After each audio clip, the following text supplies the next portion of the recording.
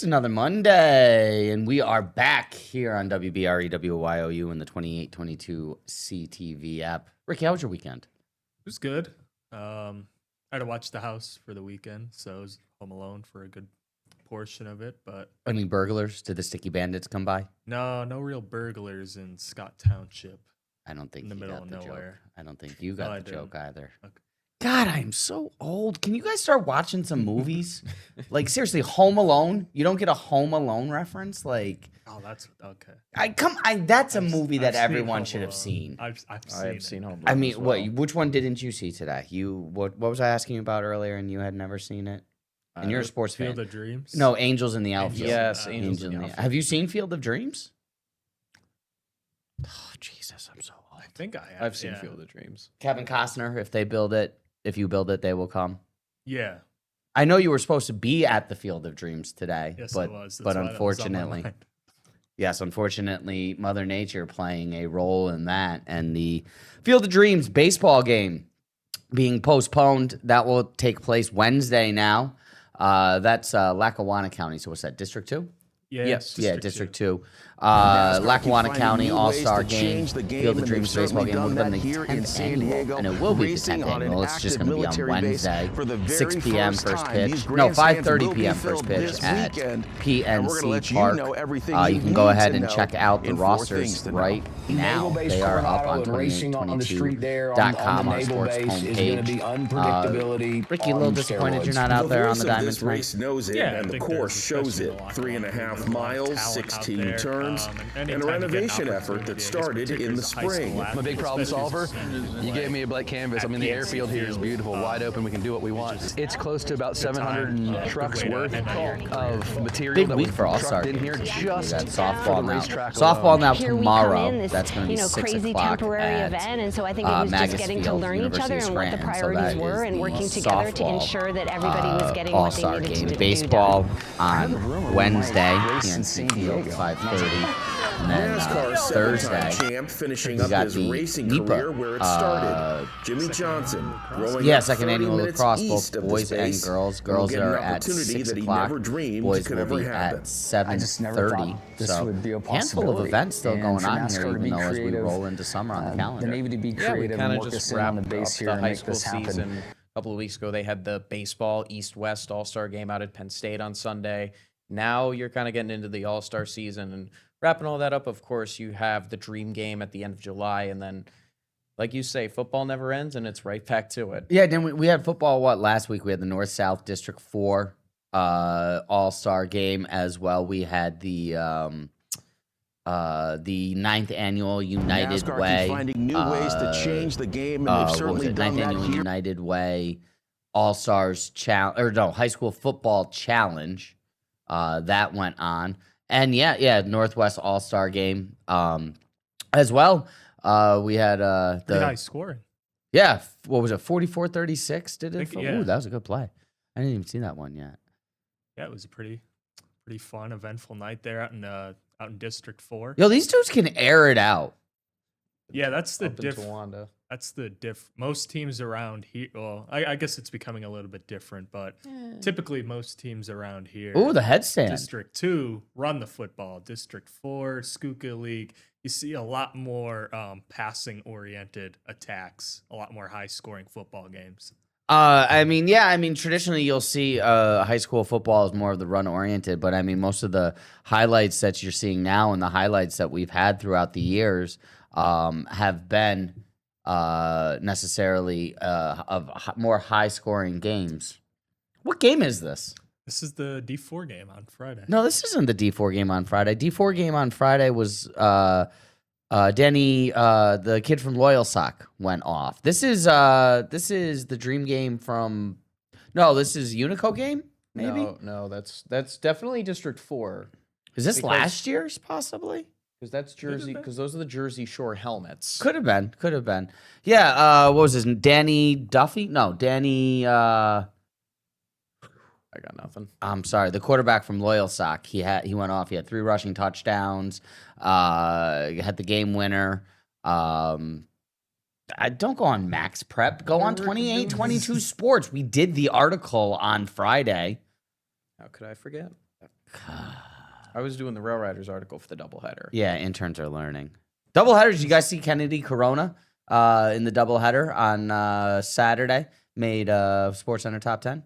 I did see, and I was also made aware by Connor Core in our email pointing that Don't out. name drop. Don't give him more credit than he needs. Well, I'm just saying, that's how I saw it, and then I saw it's... Yeah, no one needed to know that Connor Core tipped us off on that. That could have just been a WBRE Sports exclusive, okay? Could have been. Could have been. Well, it still was. I mean, we just don't need, I understand you want to be a good journalist and give people the sourcing and the credit that they deserve. I get that. Don't worry, we're continuing to wait. We see you. We see you loading stuff up. Danny Dowell. Yeah, Danny Dowell. Yeah, he went off. 3 touchdowns. I think 3 touchdowns rushing and another one passing. But yeah, big week. Like I said, it's a big week here for high school sports, even though we're not in the summer season. Yeah, and we're getting close to that fall season. But yeah, continuing to make plays in football season. Again, it's always a fun send-off for these seniors. One last game to play at a respective stadium, one last time in the high school football field before most of these people going off to college and, again, probably going back to get a degree. But there's some people out there that could go out and surprise some people, whether that's at the Division III level, Division II, some of them. I mean, surprise people or not, at the end of the day, when it comes to football, yeah, a few of them, you're right, will play D2, D3, and then there's a few D1 commits on there, those rosters as well. But for some of those kids, it'll be the last time they ever play competitive, organized football. Yeah, I mean, at the end of the day, like, you can get into a rec league when it comes to baseball, softball, lacrosse, even, but basketball. Yeah, basketball. But I mean, there's not a lot of guys who, after high school football is over with, ever put a helmet on or shoulder pads ever again. Yeah, and it's just, again, it's a different beast at the collegiate level. And it also just takes a lot out of you physically. Like, guys will always say after they're done playing that sometimes the season feels like your body's in a car crash every week. So I can understand why they maybe don't want to suit up continuously after that if they don't have to. But to be able to send them out in this way where hopefully they're not getting... You mean 40-year-old dudes don't want to go out and put the pads on and risk torn ACLs and hamstrings as they get... the weekends before they head back to do their 9 to 5 at UPS. Hey, the one D tackle at Lycoming College did a couple years ago was like 52, went out for the team. So it was this past year. No, dude, I'm talking like, you ever see the highlights of like the 40 and up, like actual, the 40 and up actual like high school football games, or not high school, like professional. You got to look this up, man. There's like 40 and up like semi-pro leagues, and it's like, I think there is one around here actually. Yeah, I don't understand how these dudes do it, because you know what? They go from playing legit competitive,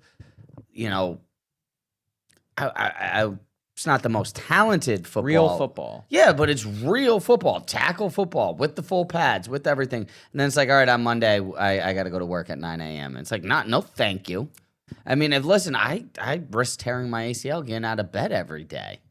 Yeah, no, I think I know some of the leagues you're talking about, and it can get pretty intense. Yeah, it's not like the refs are, good. Listen. If you're a ref in one of these leagues, all the power to you, because I don't know why you would volunteer yourself to put yourself in that situation when it's like these dudes, they take it pretty seriously. Yeah, when you are willing to do that, there's a certain level of competitive fire that you need to have, no matter. Do you have that? Would you do that? No, I played rec league sports up until after 8th grade. And then I was on to what? It was on to this. Talking about sports. Yes. Ricky, what'd you play? I played in school. It was high school soccer and high school lacrosse. All right, I played high school lacrosse. Yeah, hold on. This is I don't know. I'm so confused. Joe confuses me. Joe sends us a bunch of stuff. Maybe this is, maybe this isn't. Because Who I thought knows? it was, because the opening shot is Is it's our yeah, stuff. maybe that was the 4th annual Hall of Fame. Well, speaking of Hall of Fame, Ricky, yeah, what's going on? You were you got to catch up with a newly inducted Hall of Famer and his son, who's a Super Bowl champ, right? Well, I didn't catch up. Joe caught up. Okay, like fourth wall, Ricky, fourth wall. Joe caught up with, yes, we. Yes, Joe Garrison, our lovely and wonderful, well, lovely, I don't know if I should call him that. That's an HR violation. Our Joe Garrison, our Williamsport Bureau reporter on Friday covering the District 4 North-South High School All-Star Game, also got a chance to speak with the Kansas City Chiefs general manager as his father was inducted into the District 4 Coaches Association Hall of Fame. Ricky, we got that. You got that up? Yes, we do. All right, let's go to that. This is what, Brian Veach, right? Yep. Brian Or Veach. Brett Veach. Sorry, Brett Veach. Brett Veach, the general manager for the Kansas City Chiefs and son of a District 4 Hall of Famer. What brings you out here today, back here at Milton, PA? Well, listen, it was a special day. I mean, and look, anytime you get a chance to come back to the area and see Pennsylvania high school football, it's hard to turn down. But on a side note, it was a special day for Mount Carmel and for my family, with my dad getting inducted to the District 4 Hall of Fame. So super special to get to share some time with him and my family, and just congratulate him. Family's important at Mount Carmel. Talk to me about how that helps you to build a nice culture and a winning football program. Yeah, I mean, family's everything, and like I said, just very fortunate and blessed to kind of grow up in Mount Carmel and have that foundation of football and family, and I learned it all from my dad. So it was kind of important for me to be here, because I don't think I would be where I'm at today if it wasn't for his mentorship and guidance over the years. One of the questions you must get all the time, especially when you visit back home, is how does a guy from Mount Carmel get all the way to be the general manager of the Chiefs? How did you get there? What were some of the key things? It's not a documentary, but talk to me about some of the things you had to do, things you had to overcome to get where you are now. Well, I think a lot of it is being opportunistic, but I think in addition to that, it's just capitalizing on your opportunities when they do come, and you never know when they're going to come. But then again, it goes back to growing up in Mount Carmel and getting raised by my father and having such a great family to instill in me a lot of discipline and hard work. And I've kind of carried that through at every stage. And I tell people all the time, I've been very fortunate and blessed to keep advancing and growing in my career. But had it not been for growing up in Mount Carmel and having the great parents that I've had and the guidance that I've had, I don't think I'd be here where I'm at today without them. Two more questions. Do you miss District 4 football? And when you see a little bit of it, does it take you back? Oh, listen, I miss District 4 football. I miss Mount Carmel football. And it's funny, even still to this day, thankfully technology is so far ahead from when I played. But every week in Missouri, I'm logging on to YouTube and I'm watching the Mount Carmel games and I'm keeping track of the Red Tornadoes. So, I miss it all the time and have a lot of great memories. Last question. Give me something on the Chiefs. What can the Chiefs fans expect for this upcoming season? As far as the Chiefs goes, I mean, listen, we had a long run of success and kind of came to a little bit of a halt last year. We had a year that we like to forget and had a bunch of injuries, and we have been so fortunate with it. It seemed like year after year things just fell into place for us, and last year everything kind of went the wrong way. But I mean, we're looking forward to getting back out there July 25th up at St. Joe, Missouri for training camp, getting a healthy Patrick Mahomes out there, getting a healthy Travis Kelce out there. I think our rookie class is good, and we had the Super Bowl MVP Kenneth Walker, so should be a lot of fun. Hopefully we can get back to our winning ways. When we come back, we're going to get back to the winning ways of only talking. No, we're not going to talk about maybe we'll talk about the NFL. I kind of want to talk about the NFL after that. You think he's got his eye out? He's scouting, recruiting at the District 4 All-Star game? Could be. I mean, again, there's a lot of talent out there. Especially, again, we have a state champion out there as well in Southern Columbia, so could be looking some of their prospects as well. Hey, they've produced high-level Division I football players before. This is Pennsylvania, yeah, and understandable. Also, again, you have one of the winningest programs in state history out there in Mount Carmel. I think they're third in state history in wins, and then you have Berwick, another team in our area, first in Pennsylvania overall in wins. So, all right, we are going to take a little break here. We're going to be right back. We got lots to talk about. We got football to talk about as we're continuing on. We got football to talk about as the World Cup continues on. Second half of the MILB season set to start up with the Rail Riders continuing on the road. Williamsport Crosscutters red hot, winners of 10 of 12. Plus, we got the Dream Games, as we said, talk coming up. We got lacrosse coming up. Got a whole lot. And trip to the West Coast, San Diego. Let's go to the West Coast next. Let's go to the West Coast next. All right. When we get back, we are going to react to San Diego and the West Coast trip that NASCAR took after the Tricky Triangle. Stay tuned. WBRE, WYOU 2822 Sports Night right here on the CTV exclusive app.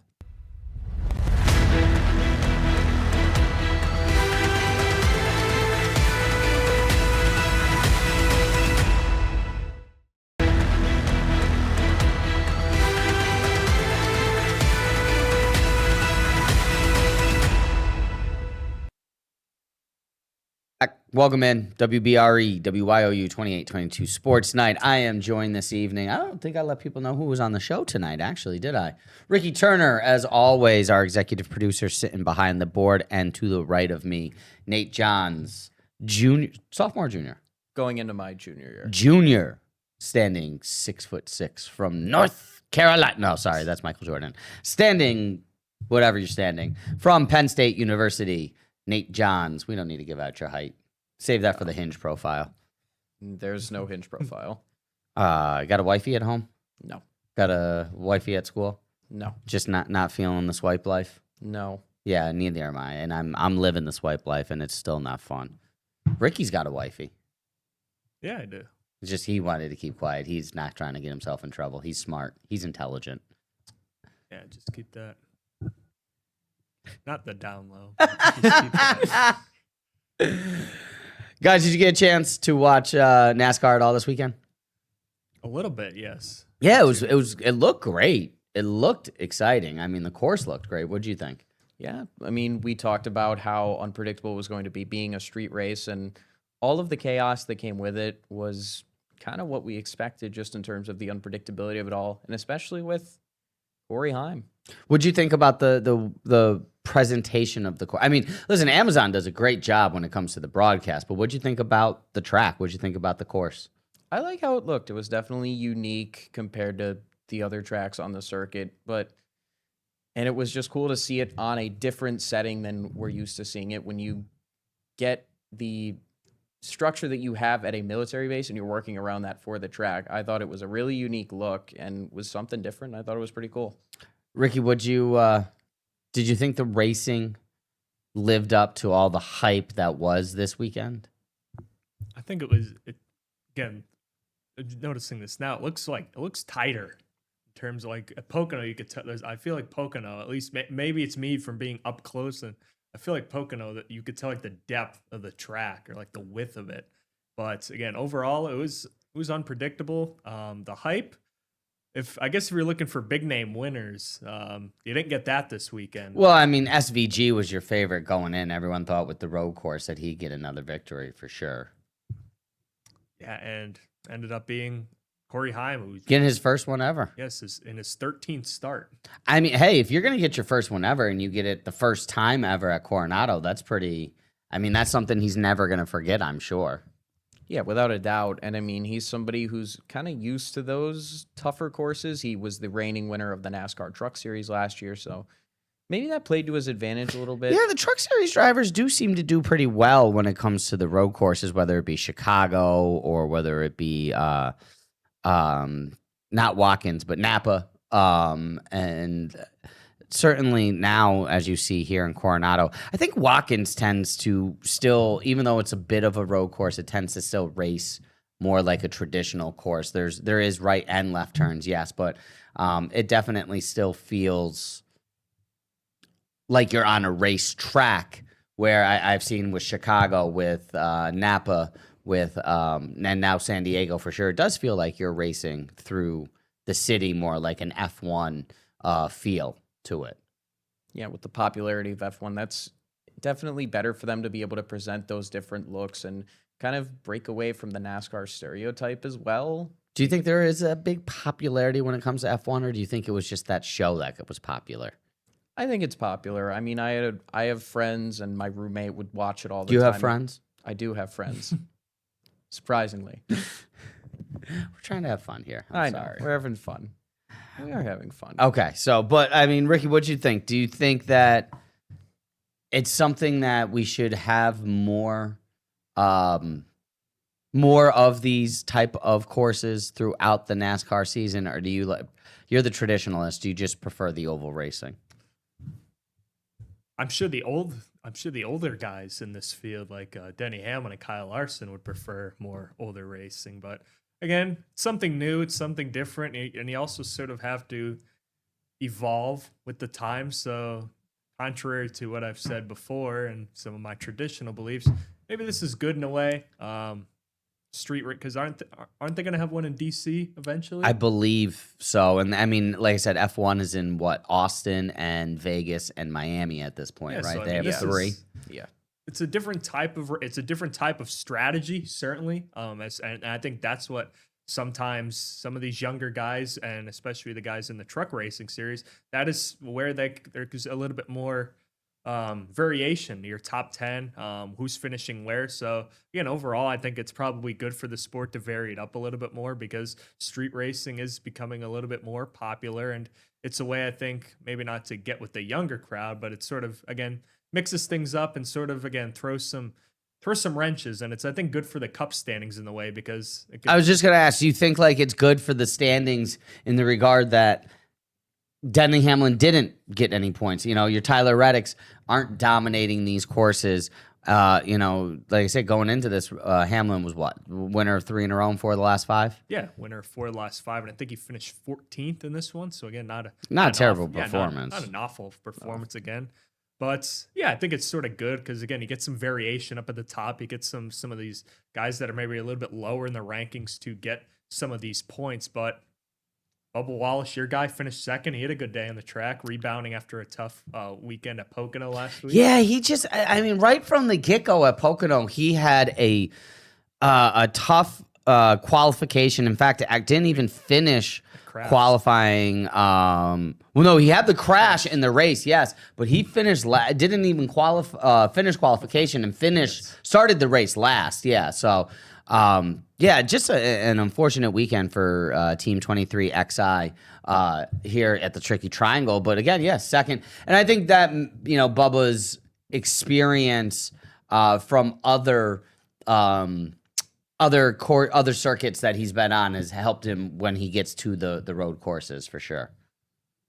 Yeah, and it's always that type of adjustment. That's where, again, we see that variation from those guys with different experiences on different tracks that aren't necessarily accustomed to the full, normal oval shape of NASCAR. And it opens up parity in the sport. It makes the races more interesting. It gets the field to be a lot wider, and it does spread out the standings a little bit more. And we've seen the parity that they needed it this week, especially with the run that Hamlin's been on. Do we have... We took a trip out there, right? Yes, Nexstar took a trip. All right, why don't we, before we take our next break here, and when we get back from break, we're going to do a little bit of World Cup wrap-up, as the World Cup was in Philly today. And I think the game's still going on. It is. Yeah, I was going to say, there was quite a long weather delay as France and... Iraq, yes, are playing at the link. But we will get to that after the break. But right now, we're going to head out to San Diego for a wrap-up and a review of everything that was at Coronado. Just weeks after finding out you're going to have a full-time ride, here you are in Victory Lane. What is this moment like for you? It's just surreal. I mean, there's no other words for it. I'm kind of out of lack of words for now, but... Time is the right time. It just took military time for Corey to take it home in Coronado. Just so thankful for NASCAR for putting it on for us, and it's been a surreal weekend being here in San Diego, and I mean, part-time season, you get your first win. I mean, you just can't write stories up like that, But how does this 23-year-old with only 14 Cup starts beat a 5-race winner this year? Just stuck with it. I mean, stage one, we weren't very good really to start the race, and Voody, my crew chief, just kept telling me that we didn't have the best tires on it. And he was right. As soon as we got that third set on, we moved forward and we were really good. Caught a couple of lucky cautions, and it was set sail from there. My body language and facial expressions will not show it, but I'm really excited for Corey and Booty, getting him back to victory lane. But I just got to keep busting my too. Maybe something will go my way. A great day, clean day. The cleanest road course race I can remember having, and couldn't hold those 2311 cars off on that restart. They were really fast, all four of them. So, yeah, we'll take it. As for the favorites, not their favorite day. SVG hangs on in his spot. Tacked it off the wall in turn one. You never want to have a day like this and you know, cost yourself what was going to be a really good day for both Shane and I, but yeah, that's how it goes sometimes. What triggered you today? Ask the next guys. How disappointed are you right now? I'm filthy. It only leaves one question. Will there be a second stop at this base? Chief Operating Officer Ben Kennedy said he wants it, but they'll take time to look at notes and get to work. San Diego, not too bad of a town, is it? That's right. I love it. Hey, good luck in the Humvee, man. Congratulations. From Naval Base Coronado, I'm Brandon Stone. All right, thank you, Brandon. And stay tuned. We'll be right back. Thank you guys for staying with us. WBRE, WYOU 2822 Sports Night.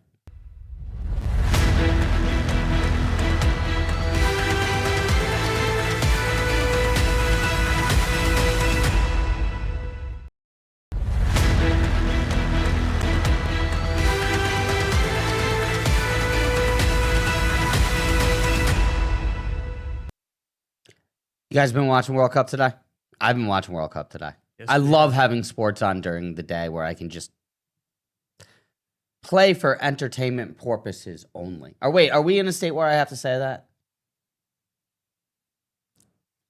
I don't know. Okay, so yeah, I watch those games for entertainment purposes only, not for any other reason or with any other apps open and real time things going on at the moment. Kalshi, I can say Kalshi, right? No, I don't use Kalshi. I don't do that. But I hope you guys know what I'm talking about. Giannis does. Giannis, yeah, Giannis does. He partners with them. Does Giannis get moved? Not yet, no. Probably He tomorrow. put out some kind of post today, though. Do you think he gets moved? Yeah. I don't know. I think the drama finally comes to an end. What feels like it's been going on for the last 2 years almost. It's what? Little over. I mean, draft will be going on at this time tomorrow, right? Yeah. Yes, the draft starts at 8 p.m. So, do you think by the time we're on air tomorrow, Giannis gets moved? I'll say yes. Yeah. Where? Boston or Miami? I think Miami. I think Pat Riley. This is a Pat Riley type move. I think right now It's a whale move. Yes. It's a whale move. Pat Riley likes his aging veteran players, and he likes keeping up that standard, right? Sort of like the Pittsburgh Steelers in a way. But they stay in the middle of the pack. They're not tanking, but they're not like they have Bam. They have some nice young players, but I think he's gonna sacrifice some of those young players to go out. Tyler Hero probably being Khalil Ware is another one. It's probably gonna be one of them as well. I think they're gonna ultimately be moved for some young players and future assets. So do you think Jaylen Brown gets moved then by tomorrow? That's the part I'm hairy about because I'm not sure if this because if you say Miami, then Boston has to still make a move for Brown, right? Because you can't have a disgruntled Jaylen Brown anymore. No, but yeah, that's the thing. Because I know there's been reports that if they don't get Giannis, at least the Celtics, if they don't get Giannis, their consolation prize is Trey Murphy. Might make a move for the Pelicans. Is that really a consolation prize? No, it's not. It's not a great one, but again, I don't think Jaylen Brown wants to be there. I think, didn't he say something along the lines of earlier this offseason that this was his favorite season? Yeah, this was his favorite season that he ever played in. I don't think that's a coincidence, even though he won Finals MVP in a previous season. I think Giannis goes to Boston. You think Giannis goes to Boston? I don't think the young players that Miami has are that appealing to Milwaukee, and I think Boston can give you Jaylen Brown, and they can convince the fan base, oh, Jaylen Brown's going to sell tickets. You're still competing. You don't have to admit to a rebuild. You can just call it a retool. Whereas if you're giving him up for draft picks that are not going to be particularly good, although the Clippers thought the same thing in 2019, but if you're giving him up for picks that are probably going to be in the 20s and a bunch of young players that are fine, not anything great, I don't think you could sell that to Bucks fans. So I think they go for the big ticket item in Jaylen Brown. He wants to get out of Boston. He wants to be the number one option. And I think that makes the most sense for those two sides to get it. Yeah, see, that's where I disagree with you, though. I mean, if Jaylen Brown, or sorry, if Giannis is moved to Boston, I don't have Jaylen Brown remaining in Boston. I think Jaylen Brown he goes to Milwaukee. Or sorry, remaining in Milwaukee. It's got to be a 3-team deal. There's no reason for Milwaukee to think that Jaylen Brown's the answer. There's no reason to build around Jaylen Brown. I mean, with who's a better player, Giannis or Jaylen Brown? Giannis. Okay, Giannis. So with Giannis on the team, they were 2 games over 500. How much better of a team are you going to have with Giannis, with Jaylen Brown as your focal point? If they move Giannis for Jaylen Brown, there's got to be a third team involved because Jaylen Brown's going to that team, and the Bucks right now are looking to shed salaries and get draft picks and get young players, and that's what Boston doesn't have. Boston has salaries to match up with, but again, if Boston moves Jaylen Brown, I think they also move Derek White, and I think Derek White is the piece that stays in Milwaukee, but I don't think Jaylen Brown is a Buck. There's no way that Jaylen Brown's a Buck. The one pushback on that is they've said that if in either of these deals, there's been reports that there will be no third team. This is going to have to be straight up. And the momentum is swinging for Boston right now, and I don't see a scenario where obviously Jaylen Brown can't stick around in that scenario. Derek White seems like he might be destined to go off to Minnesota. I don't see a situation where Milwaukee wants to rebuild around Jaylen Brown. Well, I don't think they're rebuilding. You're not selling it as a rebuild. You're selling... It is, though. That's exactly what it is. They need picks. They need to shed salaries because they're in salary cap. Can I say the H word? I don't know. They're in salary cap trouble. Yeah, and they need picks and they need young players. And Jaylen Brown is not going to make you a better team in the East right now.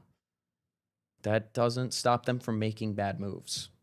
I don't think it's the best fit for Jaylen Brown, but it's the one that the Bucks will make. I don't think it's a great fit for Giannis either. Giannis and Jason Tatum? No, I think Giannis and Jaylen Brown work much better. Yeah, but they also don't play in a great scheme either. Or Giannis doesn't fit that scheme. Boston likes shooting threes.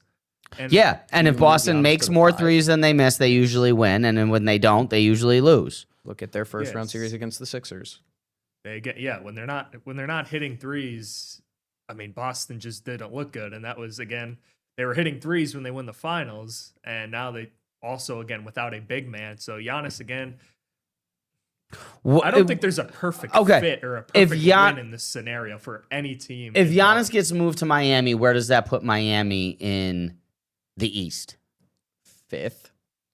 I think I would say 5th, 6th. If Giannis gets moved to Boston, where does that put Boston in the East? I think Boston's probably still around 2. I'd say 1 or 2. With the Knicks. Yeah, I keep the Knicks at 1. Are the Knicks at 1? I would. I'll give them the benefit of the doubt because they won the championship and they're retaining all their. They haven't lost anyone starters. yet. Yeah, they're returning all 5 stars. They just got to re-sign Mitch. They got to figure out a way to re-sign Mitch. I mean, I would love to see Landry Shamet come back too, but at the end of the day, if they bring back another player, it's got to be Mitch. Well, they do have the draft tomorrow as well. Knicks aren't going to do anything in the draft. They'll move those picks. They'll move picks. Just take a center at 24. No, they're already already in talks, and they're going to re-sign. Oh, Diawara. Yeah, they're already going to re-sign Diawara. So, I mean, you have Karl Anthony Towns. They're re-signing Diawara for a minimum. So, it's just trying to figure out how to bring back Mitch. I mean, that's the key to the defense. That's the key to a lot of their success in the playoff run. I mean, you like I said, you're bringing back the starting five with Anunoby, with Hart and Brunson and Towns and speaking of draft picks, Mikal Bridges. Yeah, Mikal Bridges. So, I mean, F those draft picks, like he says. But you know what? Hold on. F those draft picks.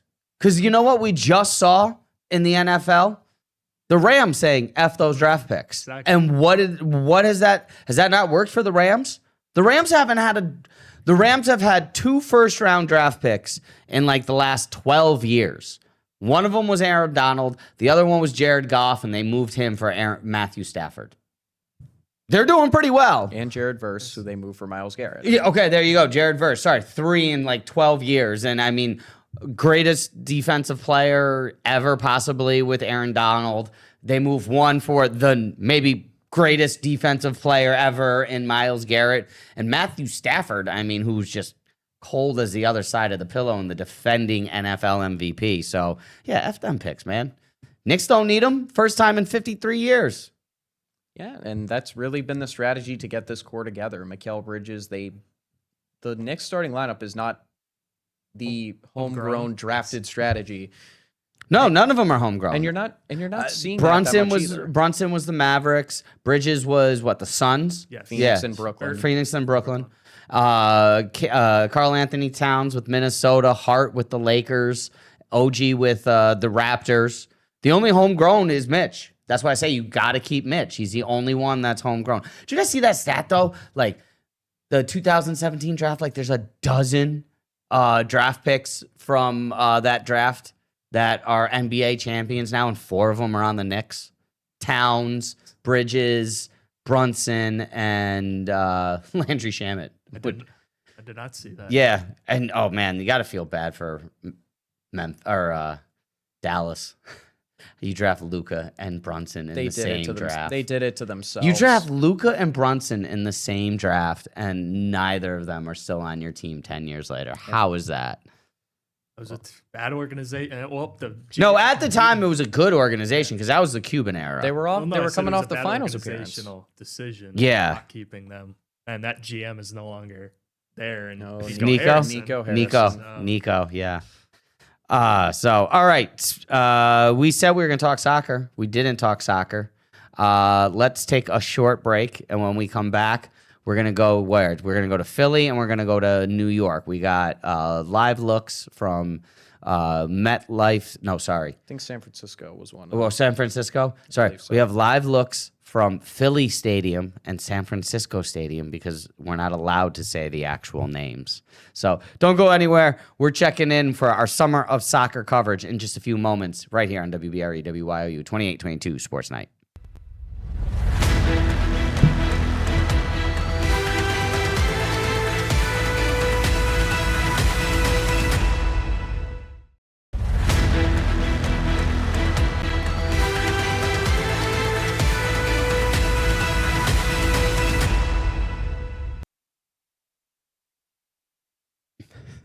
It's like World Cup, you know, he's counting us in with the 10, the 5, you know, have you guys been, you know, as the game getting started, they do the countdown and you can hear the whole crowd, 10, 9, 8. Yep. Don't look at me like I'm crazy. No, you're not crazy. Okay. Speaking of the World Cup, where are we going first? Do we want to go to Philly or do we want to go to San Francisco? Let's go to San Francisco first. All right, we're going to go to San Francisco. We're going to check in with our Summer of Soccer coverage. We got a couple of live looks from this afternoon as games went on across. And then when we get back from these, we will talk about some of the game's greatest. This might be the best World Cup ever. I know we're not even out of pool play yet. And just the names that are stepping up right now. Yeah, big names. So let's head out to San Francisco. Lionel Messi further establishing his legacy as one of the game's best with his 17th goal, the all-time scoring leader in the FIFA World Cup. But of course, he has the young Kylian Mbappe right on his tail. Today, a full slate of games for more FIFA World Cup as fans gather in San Pedro Square to watch it together. We talked about Lionel, we talked about Mbappe, and we talked to some Jordan fans who are here for the game against Algeria tonight at Levi Stadium. Fans cheered in San Pedro Square as they watch Argentina's Lionel Messi extend the FIFA World Cup scoring record to 18 with 2 goals on the day. He's the GOAT, bro. He does this every game. He's the GOAT. While fans of Kylian Mbappe made their way to San Jose to watch Mbappe attempt to chase Messi down. He's still young. He's barely like 28 years old, and I think he will surpass Messi in more World Cups. The final game of the day happening here on the West Coast. Fans traveling hours to watch Jordan against Algeria. I am here with my friends. We actually came through Doha in Qatar, and we gathered there. Then it was 15 and a half hours flight to the US. But we are very excited. Obviously, our national team is playing for the first time in the World Cup.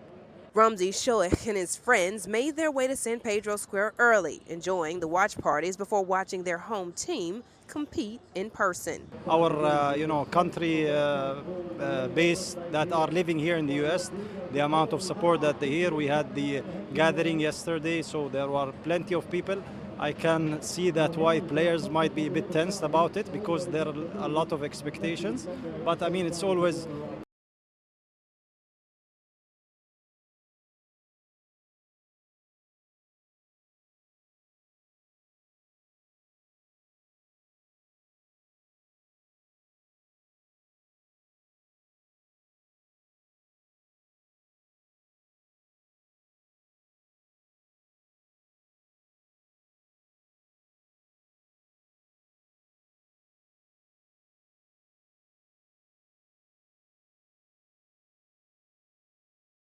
All right, you guys want to talk about Messi first, or do you want to go to Philly and catch up with Deja Jones, and then we can talk Messi and Mbappe? Yeah, let's do that. I think that's efficient.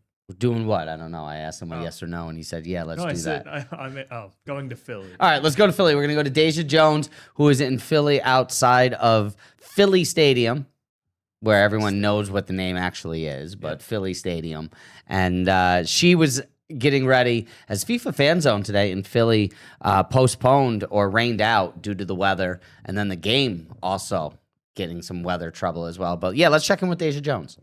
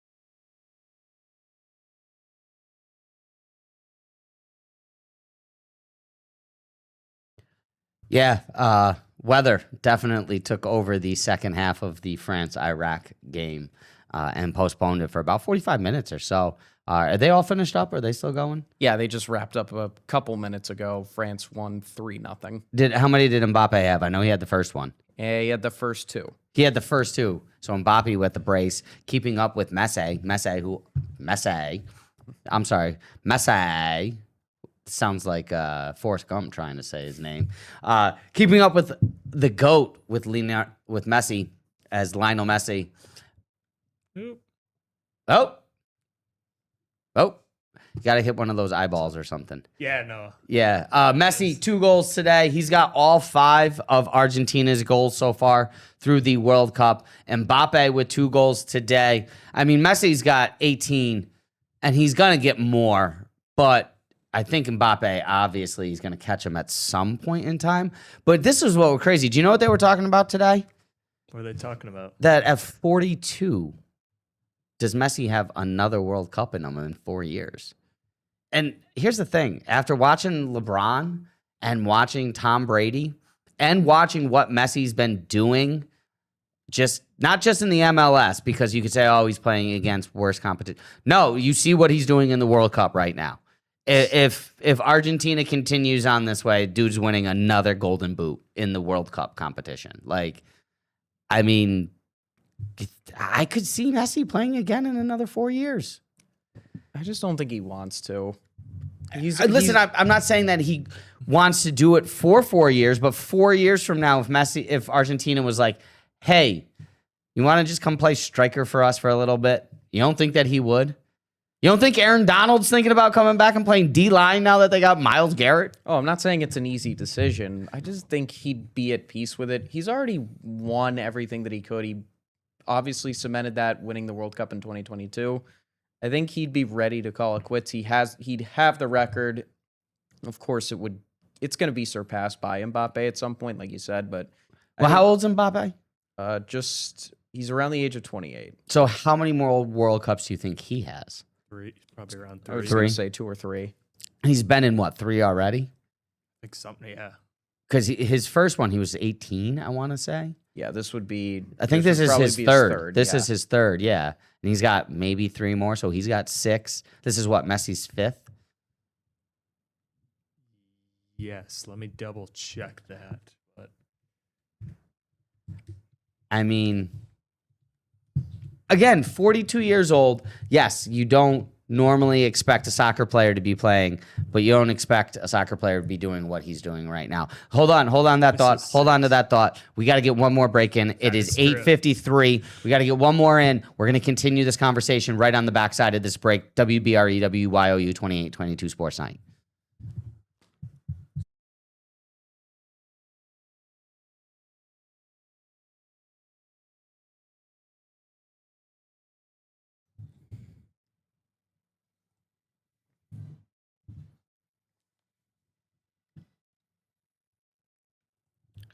All right, Nate, real quick. You got 2 minutes. Get right into it. What you were saying?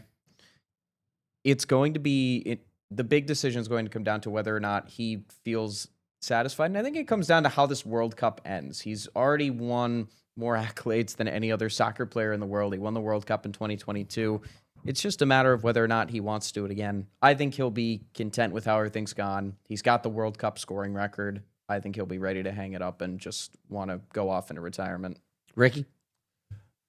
Again, injuries can happen, but again, the way he's playing now, he sure looks fine. Sure looks capable of doing it. A lot of money to take care of that body, but again, if those legs stay young, it's possible. But again, one wrong injury and. Yeah, but you know what? At this point in time, he's been through his whole career, never really sustained a ton of injuries. He's been through 6 World Cups. He's had some stuff here and there, but nothing that's really kept him out of major competitions. And he's just coming off of a championship as well in the MLS.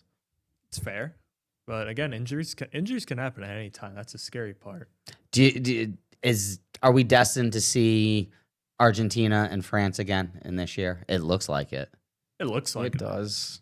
Does look like it. Although if Spain can keep up the form they had on Sunday, they may be. Brazil look good too.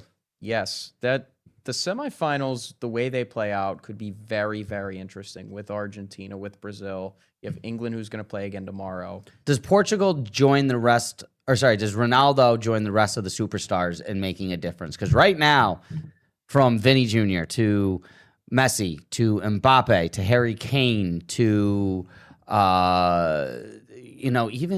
Balogun, you can throw his name in there now. I mean, where is Ronaldo? There's a lot of headaches and distractions around this Portugal team, and a lot of it is stemming from Ronaldo and the feel like he needs to have his success in order for this team to be successful. That's not really the case anymore where Portugal has young talent that they can rely on a little bit more. No, Portugal has young talent. Yeah, they that's just what I'm don't. saying. Oh, okay. Yeah.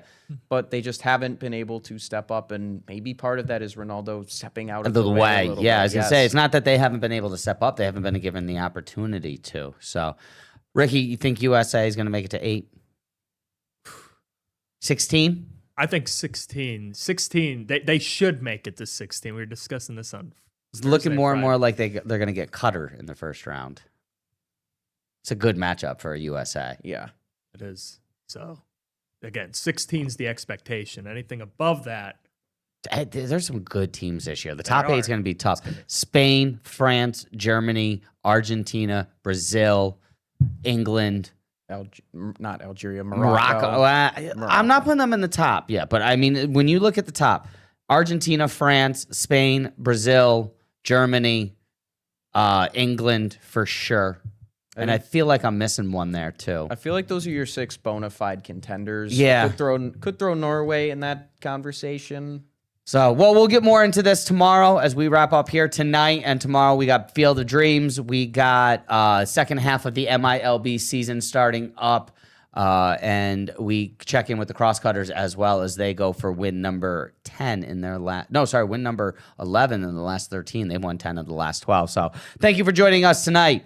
For Nate Johns, for Ricky Turner, I'm Zach Grady. And this has been WBRE, WYOU 2822 Sports Night.